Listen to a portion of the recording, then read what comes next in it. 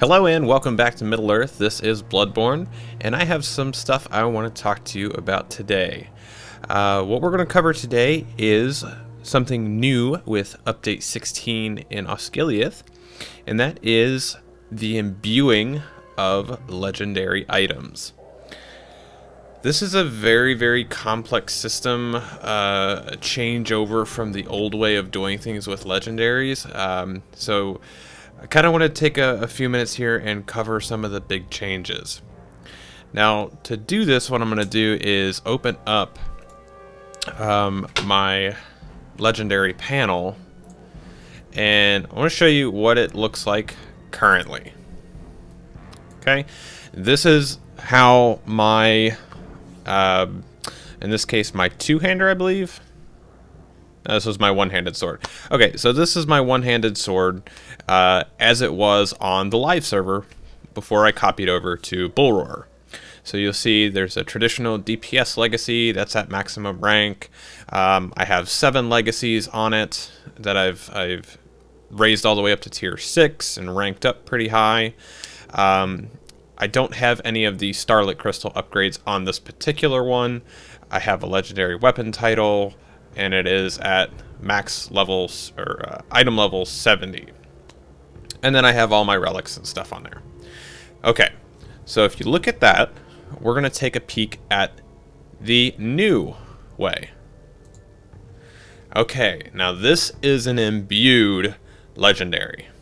Now you'll notice some things are the same, and there's some things that look totally different. Okay, now if we look up at the top here, we notice I still have a weapon title on it, but instead of 70 levels, this is saying 213 out of 226. Okay, I still have the option for 7 legacies. They can be majors, minors, whatever, but they don't have tiers on them. They're not tier 1 through 6. So we still have my DPS, and we still have the 7 other legacies. Now, you're probably automatically looking at these numbers on the side, and what the heck do they mean? So as it stands right now in this current build, your DPS legacy has 20 tiers to it. All of the other legacies have up to 40 currently. Now, there was a live stream earlier today that was specifically geared towards the imbuing system from Jinja and Freelorn. Very detailed, and has a lot of information on a lot of questions answered. This information is, or this set of information right here, is still up in the air. They wanted to really get the system out to the players and make sure that the system is working before they started to tweak all the values. So like I said, a lot of this is subject to change and probably will change. This is really more about the functionality of the system. So if you actually look at this, if you hover over one of the tiers on the side, it will tell you that this legacy is tier 31 and is no longer earning XP. This means that I'm capped out on the possibilities for this one right now. I can unlock more tiers, and there are, I have 6 of the 15 unlockable tiers. And these can come from your traditional things like using scrolls of empowerment. You can use a scroll of delving still 1 time on a legendary item, just like before. Starlit crystals will up the DPS legacy specifically. So a lot of those items behave the same way, it just will have a different looking outcome. Now you'll notice a really funny one with the champion right now is that I am in fact getting a second wind power restore of, what is that? I can't see, 240,000%. So actually if I use second wind right now, I actually get 1.6 million power back. So obviously not working as intended. As it stands right now, the only way to upgrade the, to replace a legacy or to add a legacy is through mithril coins. This is not going to be the permanent solution, however. The permanent solution will be mithril coins and in-game items that will allow you to replace a legacy, much like your relic removal scrolls and items like that. Speaking of which, we have a new button down here that is called Replace Legacy. Let's check that out. Let me move this around here. Okay, so we're looking at the Replace Legacy. This tells me all of the legacies that are available for me to put onto this particular weapon. And you'll notice if I click on one and I want to put AoE skill damage on, say right here, it actually gives me a mithril coin value, which is 79, which if you do the math, that's pretty expensive. Again, something that was brought up in the live stream is that the prices, the costs, the amounts are all subject to change, and they are probably going to change. That being said, I know that there's a lot of people, I've read some of the stuff on the forums and seen some comments on other videos about this system. I think this is going to be a very good thing overall. It looks very daunting at first because, oh my gosh, 20 tiers, 40 tiers, level 226. Oh my gosh, it's a grind. You know, it's not meant to be something that is finished the second that you log in. The idea is that it will grow with you. Now, obviously, there are players out there that are going to want to just max it out right away and have it done. That's fine. Me, however, I will spend what I have, and I'll just work on the rest. The legacies over here also, you'll notice some different colors. The gold ones are fully capped. You cannot get any more XP at all on them. The silver ones are currently capped based on the number of tiers that I have, and the blue is something that is actually unlocked higher and is gaining XP as we do it. IXP runes still work, questing still works to advance these. Any item experience that you get is evenly distributed down through all legacies. You cannot pick and choose which legacy it gets put on. It just goes across all of them evenly.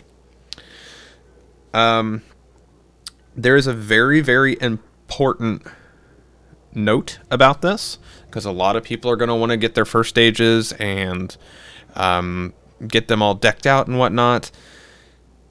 And this is kind of complex, so I'll try to break this down as easy as I can. But basically, a third age can be as powerful as a first age. And you're probably thinking, how in the world is that possible? So, upon imbuing a third age versus a first age, they will be at different levels and have different tiers unlocked by default. So, a first stage will be much easier to get to its maximums. A third age will be much further back in its ability, but will in the end result be able to achieve the same kind of equality as a first stage, essentially. And that comes from Jinja himself, so he's the one working on the system, so I would imagine that's pretty accurate.